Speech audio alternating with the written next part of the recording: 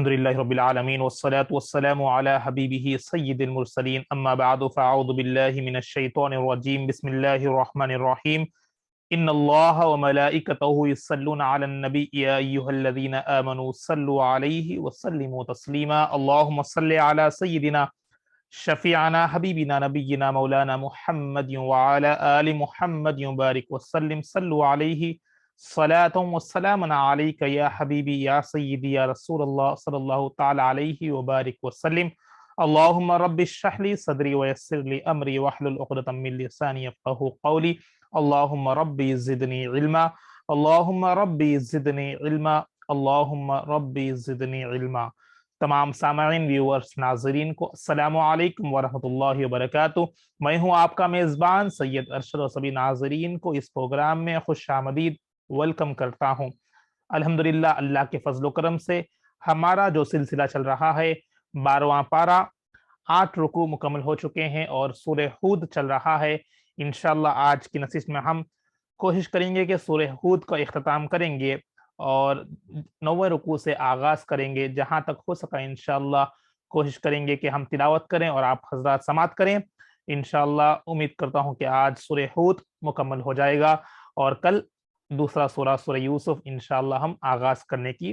कोशिश करेंगे। अच्छी नियतें कर लें अल्लाह की रजा की नियत से और तवज्जो के साथ फोकस के साथ जो लोग समात कर रहे हैं उसे बगौर समात करें और याद रखने की कोशिश करें। उम्मीद करता हूं कि आप लोग जिस तरह गुज़िश्ता 2 नशिस्तों से 2 प्रोग्राम से आप लोग अंबिया इकराम का वाक़यात को समात कर रहे हैं और तफसीलन एक एक रुकू में हर अंबिया इकराम का हर रसूल का वाक़या आपने समात किया है। रिकैप के तौर पर बताता चलूं कि कौम नूह, कौम हूद और कौम सालेह और कौम लूत यानी नूह अलैहिस्सलाम के कौम के बारे में, हूद अलैहिस्सलाम के कौम के बारे में और सालेह अलैहिस्सलाम के कौम के बारे में और आपने लूत अलैहिस्सलाम के कौम के बारे में आपने ये अंबिया इकराम के वाक़यात को आपने समात किया और उम्मीद करता हूं कि आपका ईमान इससे ताज़ा हुआ है। और यहाँ पर हमने ये भी सुना है कि किस तरह किस कौम को कौन से आज़ाब आया है। एक कौम को तूफान नूह यानी तूफान आकर आज़ाब आया है और संगरेजों से 2 कौम को आज़ाब आया है और एक खौफनाक आवाज के साथ 2 कौम को यानी कौम लूत और कौम हूद उन उस कौम को एक खौफनाक आज़ाब के साथ आज़ाब आया है। और यहाँ पर ये लोग एक बुरे आमाल में मुब्तला थे। एक कौम नापतोल में कमी में थे और लूत अलैहिस्सलाम कौम बुरे आमाल में मुब्तला थी। इस तरह आपको अगर उम्मीद करता हूँ कि आप लोग इस सुनकर को आपको पूरे वाक़यात याद आ जाएगा। इसलिए जस्ट रिकैप के तौर पर आपको मैं क्वेश्चन दिया हूँ, साइंस आपको बताया हूँ कि किस तरह आप लोग इसका समात किए हैं। इंशाल्लाह आज के नशिश में हम आगाज करेंगे और आगे चलेंगे कि क्या कुरान क्या कह रहा है, समात करने की कोशिश करेंगे। अच्छी नियतें कर लें अल्लाह की रज़ा की नियत से इंशाल्लाह इस प्रोग्राम का आगाज करते हैं। बगौर समात करें। बिस्मिल्लाहिर्रहमानिर्रहीम। अल्लाह के नाम से शुरू करता हूँ जो निहायत मेहरबान हमेशा रहम फरमाने वाला है। वलक़द अरसलना मूसा बिआयातिना व सुल्तान मुबीन, और बेशक हमने मूसा अलैहिस्सलाम को भी अपनी निशानियां और रोशन बुरहान के साथ भेजा है। उम्मीद करता हूं कि ये मूसा अलैहिस्सलाम का वाक़या है। आप लोग समात करेंगे। इला फिरऔन व मलाइही फत्तबउ अम्र फिरऔन वमा अम्रु फिरऔन बिरशीद। फिरऔन और उसके सरदारों के पास तो कौम के सरदारों ने फिरऔन के हुक्म की पैरवी की, हालांकि फिरऔन का हुक्म दुरुस्त न था। यानी फिरऔन जो बादशाह था अपने सरदारों के साथ, अपने कौम के सरदारों के साथ इस कौम के बारे में ये है कि फिरऔन जो हुक्म करते थे तो उन सरदार वहां के फिरऔन की हुक्म की पैरवी करते थे, हालांकि वो फिरऔन का हुक्म दुरुस्त न था क्योंकि वो गलत फैसले फरमाता था। यखदुमु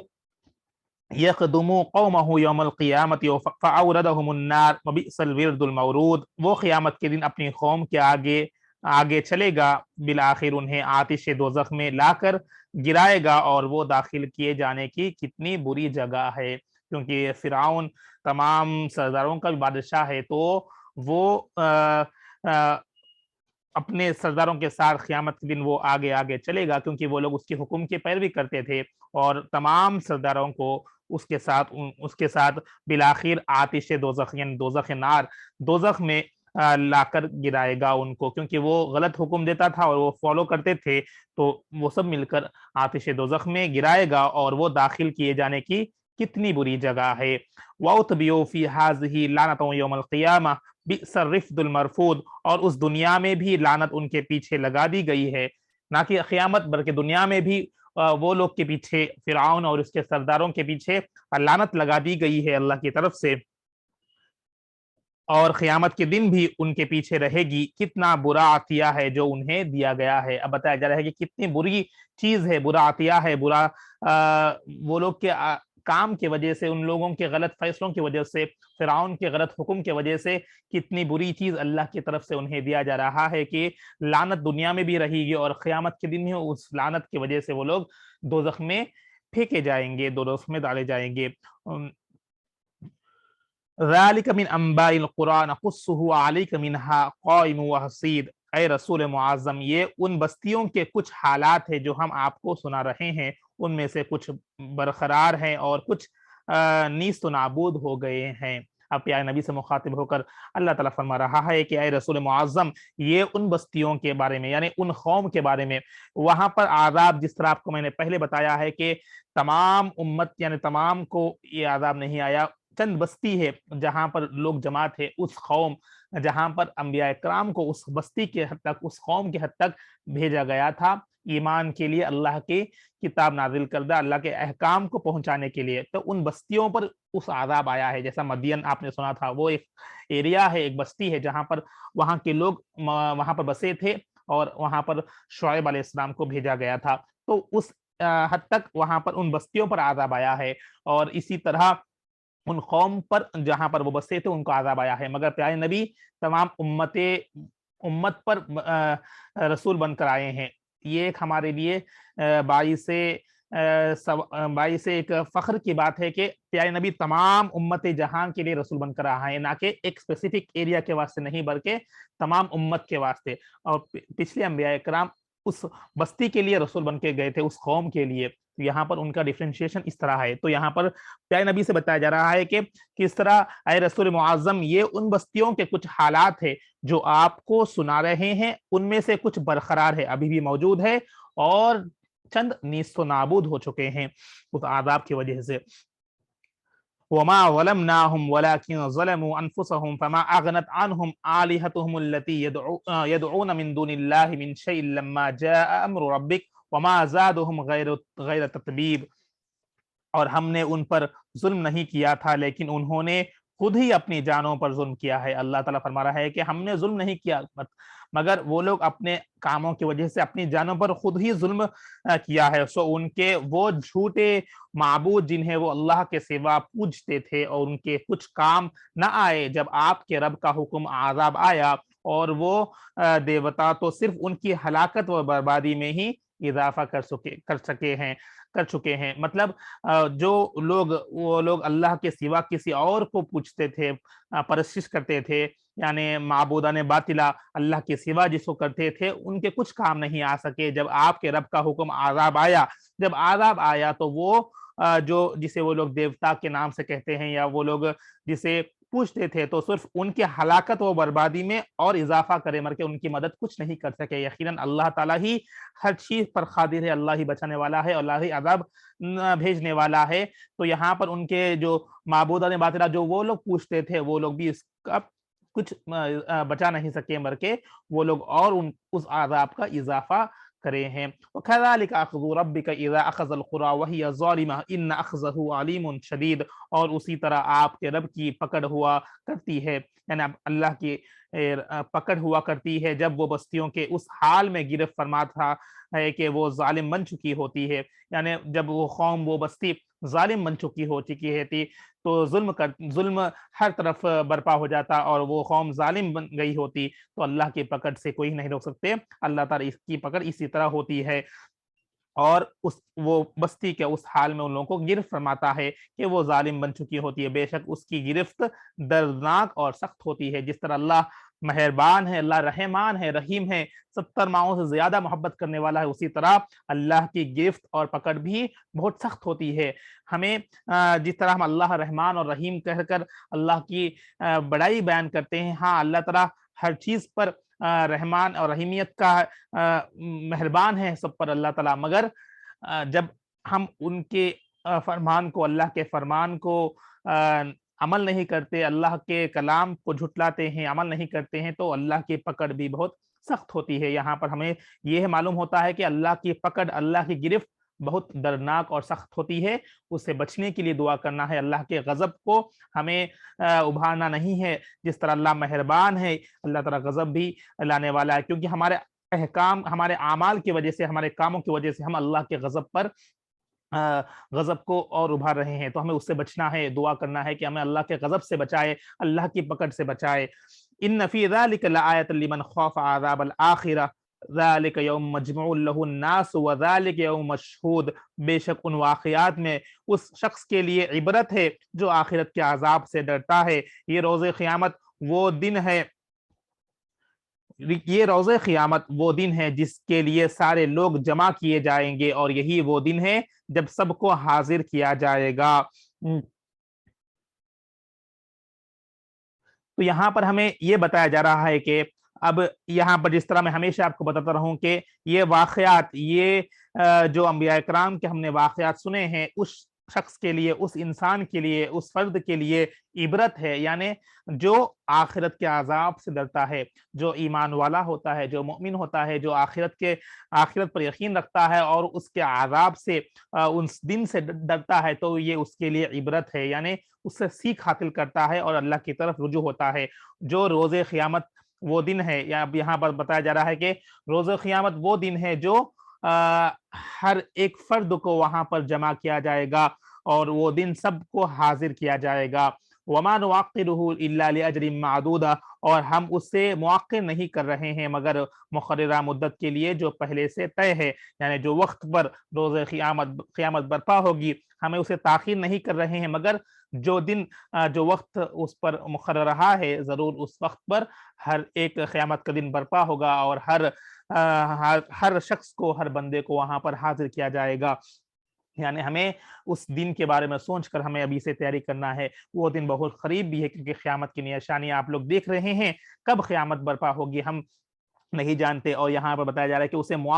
اسے تاخیر نہیں کیا جا رہا ہے، بلکہ اپنے ہی وقت، جو دن مقررہ وقت ہے، اس دن قیامت کا ہو کر رہے گی، ہمیں اس کی تیاری کرنا ہے، اس کی فکر کرنا ہے۔ یوم تأتی لا تکلم نفس الا باذن فمنهم شقی و سعید، جب وہ دن آئے گا کوئی شخص بھی اس کی اجازت کے بغیر کلام نہیں کر سکے گا، اللہ کی اجازت کے بغیر کوئی بھی کلام نہیں کر سکے گا، پھر ان میں بعض بدبخت ہوں گے اور بعض نیک بخت ہوں گے۔ یہاں پر دو گروہ کے بارے میں بتایا جا رہا ہے کہ اس قیامت کے دن اس لوگ وہاں پر بدبخت بھی ہوگے اور نیک بخت بھی ہوگے، یعنی جو برے کام کرنے والے بھی ہوگے ان کو بھی حاضر کیا جائے گا، اور جو نیک کام کرنے والے ہیں ان کو بھی حاضر و ناظر کیا جائے گا۔ اب یہاں پر ہمیں قیامت کے دن کے بارے میں بتایا جا رہا ہے، تو غور و سماعت کریں اور اس دن کے بارے میں سوچیں، کس طرح ازمشن کریں۔ آپ لوگ جس طرح ہر چیز کو ازمشن کرتے ہیں، تو یہاں پر ہمیں غور و فکر کرنا ہے اس دن کے بارے میں، اور اس دن کون سا دن ہوگا، کس طرح لوگ ہوں گے، کس طرح وہاں کا معاملہ ہوگا، کس طرح ہمیں اللہ کے سامنے حاضر کیا جائے گا۔ تو وہ دن کے بارے میں سوچ کر اپنے آپ کو آپ لوگ اس دن کی فکر کرتے ہوئے اپنی زندگی کو بسر کرے، تیاری کرے۔ فَأَمَّا الَّذِينَ شَقُوا فِي النَّارِ لَهُمْ فِيهَا زَفِيرٌ وَشَهِيقٌ، سو جو لوگ بدبخت ہوں گے وہ دوزخ میں پڑے ہوئے ہوں گے، یعنی دوزخ میں ڈالے جائیں گے، ان کے مقدر وہاں چنچنا اور چلانا ہوگا، یعنی وہاں پر چیخنا چلانا ان کا مقدر ہوگا، کیونکہ جو برے کام کریں گے وہاں پر انہیں دوزخ میں ڈال دیا جائے گا، اور ان کا مقدر میں چیخنا چلانا ہوگا۔ خالدین فیہا ما دامت السماوات والارض الا ما شاء ربک ان ربک فعال لما یرید، وہ اس میں ہمیشہ رہیں گے جب تک آسمان اور زمین جو اس وقت ہوں گے قائم رہیں گے، مگر یہ کہ وہ آپ کا رب چاہے، یعنی جب تک اللہ چاہتا ہے اس میں رہیں گے۔ بے شک آپ کا رب جو ارادہ فرماتا ہے کر گزرتا ہے، جو اللہ تعالیٰ چاہتا ہے، جو اللہ تعالیٰ ارادہ کرتا ہے وہ ہو کر رہے گا، جب اللہ کن کہے گا تو فیکون ہو کر رہے گا، جب اللہ جو ارادہ فرماتا ہے وہ کر گزرتا ہے یعنی ہو کر رہے گا، جب تک اللہ چاہتا ہے تو وہ لوگ اس دوزخ میں رہیں گے۔ وَأَمَّا الَّذِينَ سُعِدُوا فَفِي الْجَنَّةِ خَالِدِينَ فِيهَا مَا دَامَتِ السَّمَاوَاتُ وَالْأَرْضُ إِلَّا مَا شَاءَ رَبُّكَ عَطَاءً غَيْرَ مَجْزُوزٍ۔ اور جو لوگ نیک بخت ہے، اب تک آپ لوگ بد بخت یعنی جو بد اعمال کر رہے ہیں ان کے بارے میں سماعت کیا، اور جو لوگ نیک بخت ہوں گے وہ جنت میں ہوں گے اور وہ اس میں ہمیشہ رہیں گے جب تک آسمان اور زمین جو اس وقت ہوں گے قائم رہیں گے، مگر یہ جو آپ کا رب چاہے یہ وہ عطا ہوگی جو کبھی منقطع نہ ہوگی۔ یعنی جب تک اب نیک لوگ کے بارے میں جس طرح ہمیشہ بشارتیں آتی رہی ہیں، آپ نے سماعت کیا کہ جو نیک اعمال کریں گے، جو نیک بخت ہوں گے، انہیں جنت میں داخل کیا جائے گا اور اس میں ہمیشہ رہیں گے جب تک آسمان اور زمین وہاں پر رہے گی، اور جب تک اللہ چاہتا ہے وہاں پر وہ لوگ رہیں گے، اور یہ وہ عطا ہوگی جو اللہ کی عطا ہے، یہ وہ عطا ہوگی جو کبھی منقطع نہ ہوگی، یعنی کبھی بھی وہ لوگ کو واپس نہیں بھیجا جائے گا، منقطع یعنی بریک نہیں کیا جائے گا، اللہ کی عطا ہمیشہ رہے گی۔ فلا تکو فی مریۃ مما یعبد ہؤلاء ما یعبدون الا کما یعبد آباؤہم من قبل وانا لموفوہم نصیبہم غیر منقوص۔ پس اے سننے والے، اب ہم سب سے مخاطب ہو کر کہا جا رہا ہے کہ اے سننے والے تو ان کے بارے میں کسی بھی شک میں مبتلا نہ ہو جن کی یہ لوگ پوجا کرتے ہیں۔ یہ لوگ کسی دلیل و بصیرت کی بنا پر پرستش نہیں کرتے مگر صرف اسی طرح کرتے ہیں جسے ان سے قبل ان کے باپ دادا پرستش کرتے چلے آ رہے ہیں، اور بے شک ہم انہیں یقیناً ان کا پورا حصہ عذاب دیں گے جس میں کوئی کمی نہیں کی جائے گی۔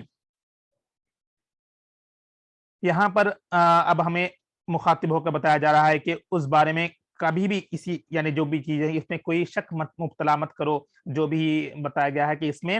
ہو کر رہے گا۔ اب یہاں پر 9 رکوع ہو چکے ہیں، 10 رکوع میں ہم داخل ہو رہے ہیں۔ وَلَقَدْ آتَيْنَا مُوسَى الْكِتَابَ فَاخْتُلِفَ فِيهِ وَلَوْلَا كَلِمَةٌ سَبَقَتْ مِن رَّبِّكَ لَقُضِيَ بَيْنَهُمْ وَإِنَّهُمْ لَفِي شَكٍّ مِّنْهُ مُرِيبٍ۔ اور بے شک ہم نے موسیٰ علیہ السلام کو کتاب دی، پھر اس میں اختلاف کیا جانے لگا۔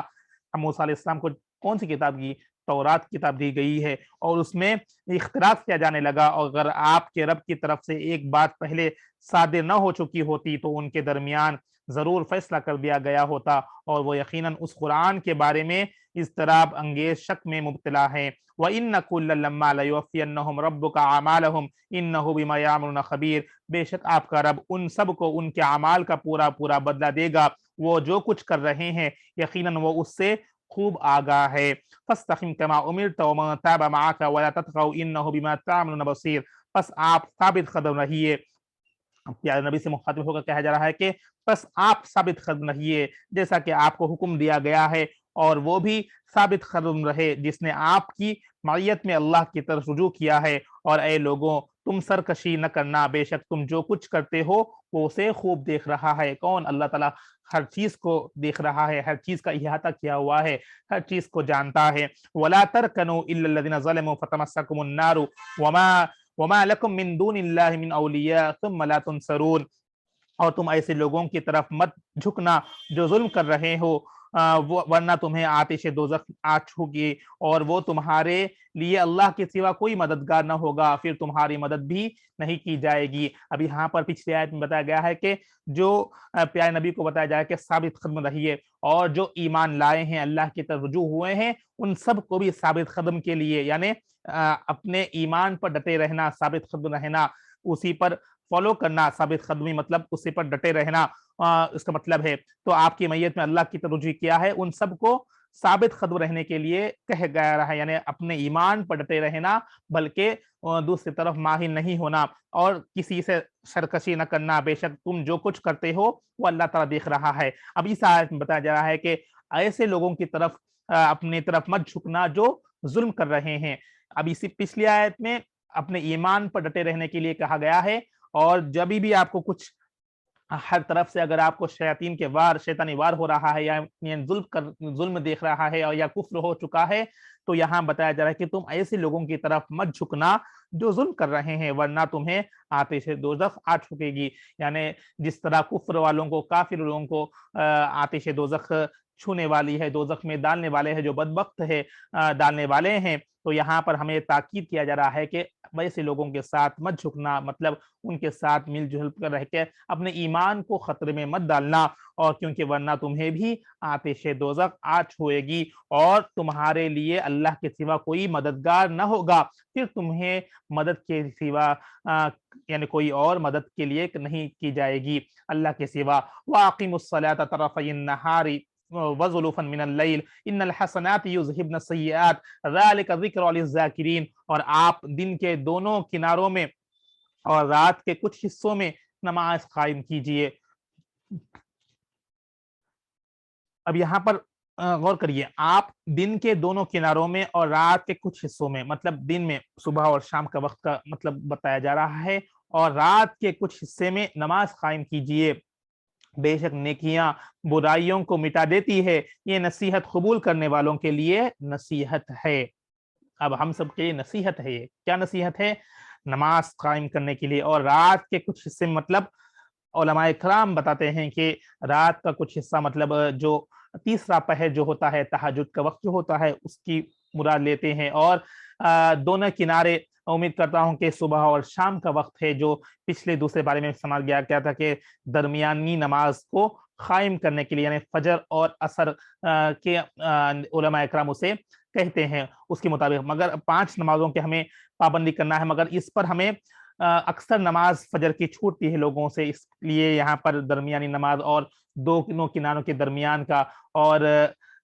نفل نماز تہجد کا جو رات کا حصہ کچھ حصہ ہوتا ہے، تو نماز قائم کرنے کے لیے ہمیں تاکید کی جا رہی ہے، اور بتایا جا رہا ہے کہ ہمیں نفل نمازوں کی بھی پابندی کرنا ہے۔ فرض تو فرض ہی ہے، اس کا تو گناہ ہی رہے گا اگر ہم نفل نماز بھی تہجد بھی پڑھنے کی کوشش کریں گے، رات کے کچھ حصے میں اٹھ کر اللہ کے بارگاہ میں اگر ہم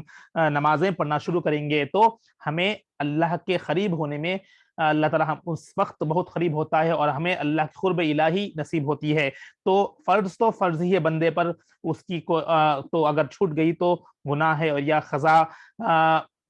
کر سکتے ہیں، مگر وہ بھی دو گناہ ملے گا، اپنے وقت پر نماز نہیں پڑھنے کا گناہ اور نماز چھوڑنے کا گناہ۔ تو قضا ادا کریں گے تو اللہ تعالیٰ قبول فرمانے گا، اس نیت سے کہ نماز کی تو ادائیگی ہوگی، اس کے قضا کا حکم دیا گیا ہے، مگر فرض ترک کرنا گناہ ہے، مگر جب نفل نماز بندہ پڑھنا شروع کرے گا تو اللہ کے اور قریب ہوگا، اور فرض کی پابندی کنٹینیو ہوتی رہے گی اور نماز ترک نہ ہوگا۔ تو اس نیت سے علماء کرام نفل کی بھی فوکس کرتے ہیں، اور خاص کر تہجد کی نماز کی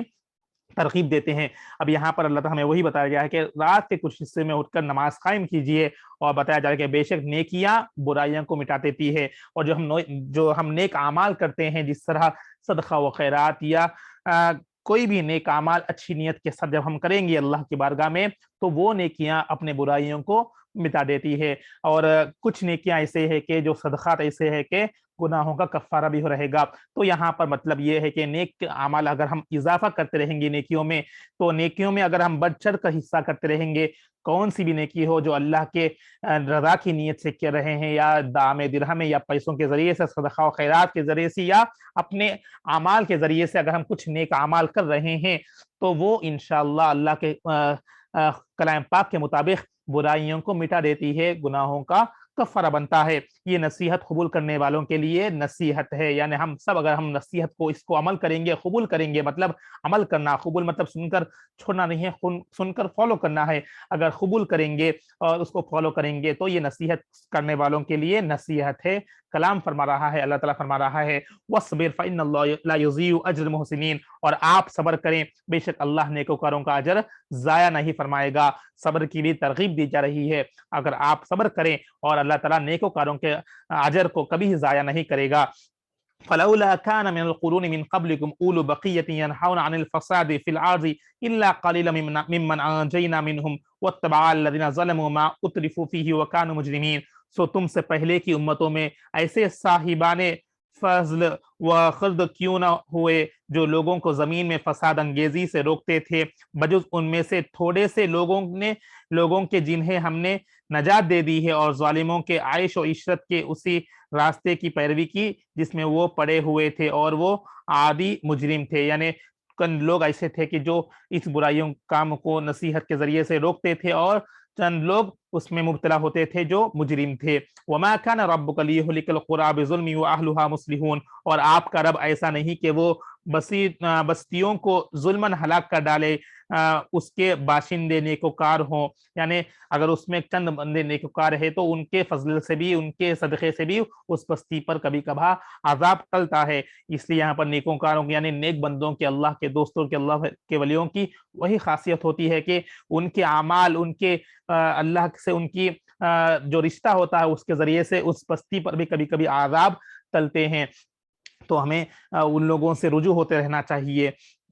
وَلَوْ شَاءَ رَبُّكَ لَجَعَلَ النَّاسَ أُمَّةً وَاحِدَةً لَا يَزَالُونَ مُخْتَلِفِينَ، اور اگر آپ کا رب چاہتا ہے تو تمام لوگوں کو ایک ہی امت بنا دیتا، مگر اس نے جبراً ایسا نہ کیا، یعنی جبراً سختی کے ساتھ ایسا نہ کیا، بلکہ سب کو مذہب کے اختیار کرنے میں آزادی دی، اور اب یہ لوگ ہمیشہ اختلاف کرتے رہیں گے. یعنی اللہ چاہتا تھا تو ہر کسی کو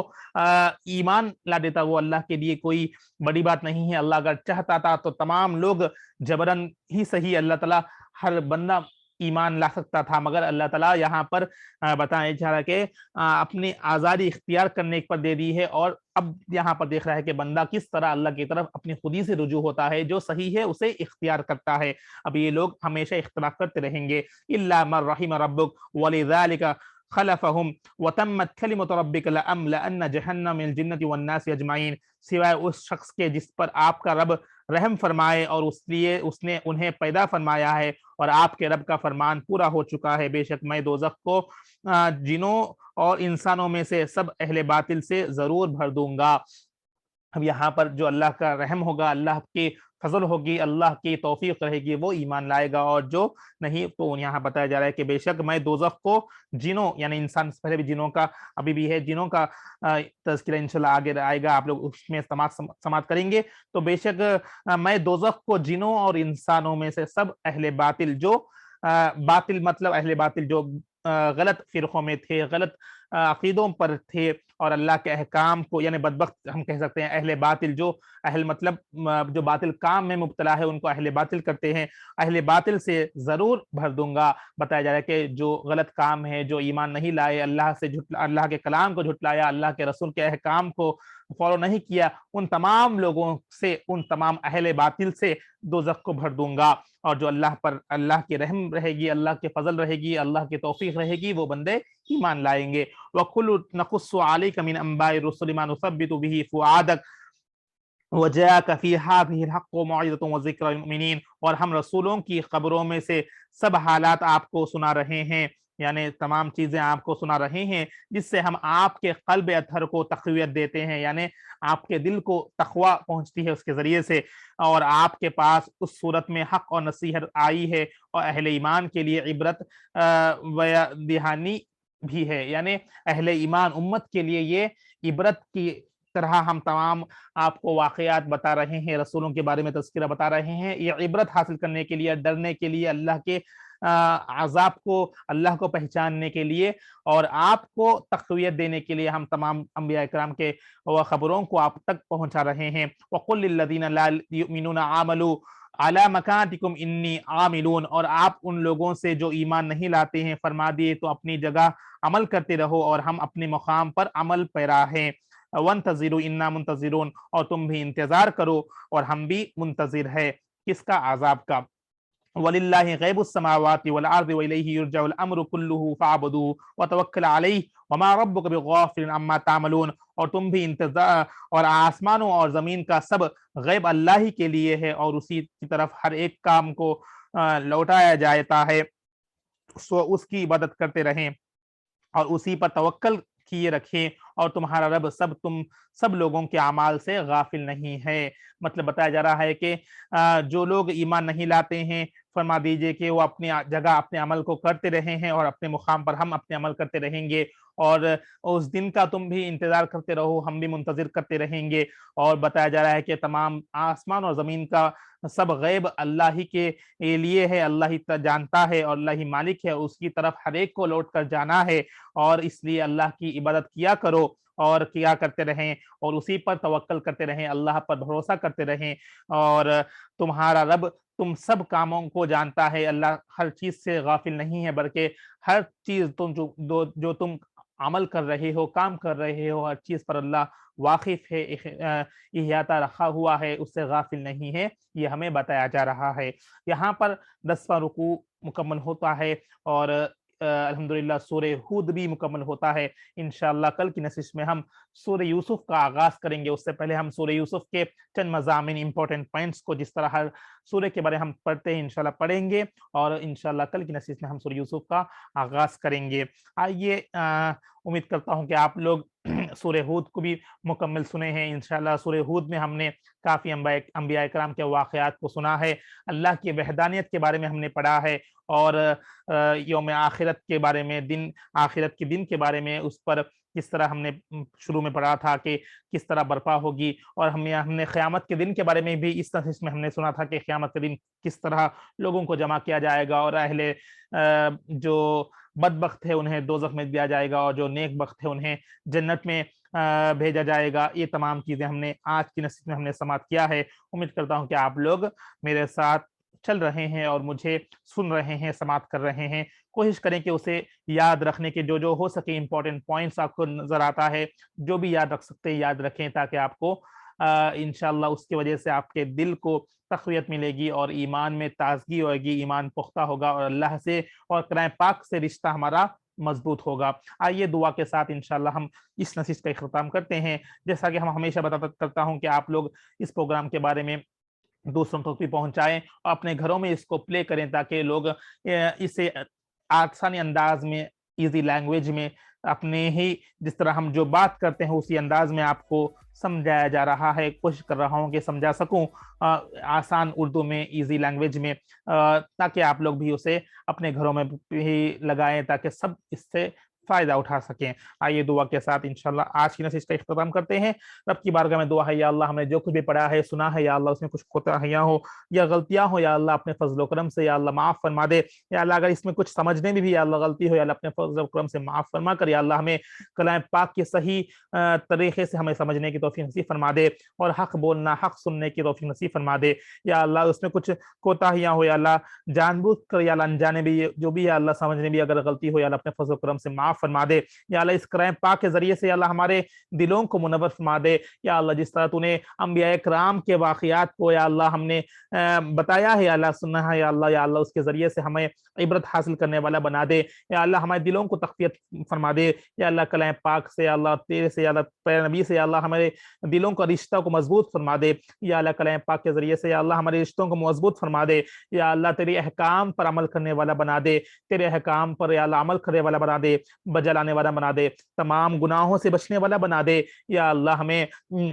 نیک بخت لوگوں میں یا اللہ شامل فرما دے، ہم سب کو یا اللہ جنتوں میں داخل فرما دے۔ یا اللہ برے اعمال سے محفوظ فرما دے، برے کاموں سے بچنے کی توفیق نصیب فرما دے، نمازوں کی پابندی کی نصیب فرما دے۔ یا اللہ رات کے حصے میں اٹھ کر یا اللہ تہجد پڑھنے کی توفیق نصیب فرما دے۔ یا اللہ نفل نمازوں سے بھی محبت فرما دے، نفل نمازوں کے ذریعے سے تیری یا اللہ تیری قرب الہی نصیب فرما دے، قرب الہی ہمیں نصیب فرما دے۔ پیارے نبی کی محبت کو سینے محفوظ فرما دے، ان کی بتائے ہوئے اعمال پر یا اللہ سنت و عمل کرنے والا بنا دے۔ یا اللہ شریعت مصطفیٰ پر عمل کرنے والا بنا دے۔ یا اللہ تمام گناہوں سے بچنے والا بنا دے۔ یا اللہ توفیق دے کہ یا اللہ ہمیں ہمیشہ نیک اعمال کرنے والا بنا دے، نیک کاموں سے رغبت نصیب فرما دے، دکھاوا ریاکاری سے محفوظ فرما دے۔ تمام نیک کاموں کے ذریعے سے تمام یا اللہ گناہوں کے یا اللہ معافی کر فرما دے۔ یا اللہ سارے دعاؤں کو اپنے فضل و کرم سے، اپنے پیارے حبیب کے صدقے سے، تو اس کلام پاک کے صدقے سے اللہ قبول فرما دے۔ جو بھی وقت ہم یہاں پر نکال رہے ہیں، جو سن رہے ہیں، تمام کے گھروں میں رحمت کی بارش نصیب فرما دے، تمام کے نیک جائز مقاصد کو پورا فرما دے۔ ان کا اس بیٹھنا سننے کو یا اللہ اپنے بارگاہ میں قبول فرما دے، اس کے ذریعے سے یا اللہ ہم سب کو ذریعہ نجات نصیب فرما دے۔ یا اللہ ایمان کی حلاوت نصیب فرما دے، ایمان پر خاتمہ بالخیر نصیب فرما دے۔ یا اللہ ہم سب کے، ہمارے والدین کی، اساتذہ کی، امت مسلمہ کی تمام کی مغفرت فرما دے، اور تمام امت مسلمہ کی امت مسلمہ میں یا اللہ خصوصاً یا اللہ ہندوستان کے مسلمانوں کی تمام کی حفاظت فرما دے. اللہم ربنا تقبل منا انکا انت السمیع العلیم وتب علینا انکا انت التواب الرحیم وصلی اللہ تعالی علی خیر خلقہ نور عرش محمد وعلی آلہ وصحبہ اجمعین برحمتک یا ارحم الراحمین والحمدللہ رب العالمین بحق لا الہ الا اللہ محمد رسول اللہ صلی اللہ تعالی علیہ وبارک وسلم.